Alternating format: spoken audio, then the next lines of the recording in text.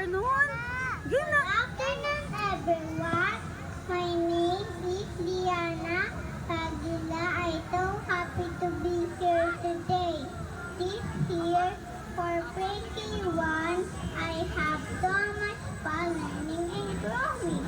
We also learn many things like alphabet, number, different colors, animals. Louder, anak, louder. We also learn how to write, draw, play, paint, and dance.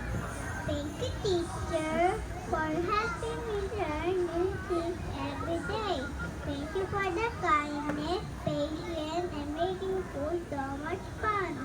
Thank you, Nai. Thank you, Mommy. Thank you, Daddy. We're also family and keeping me and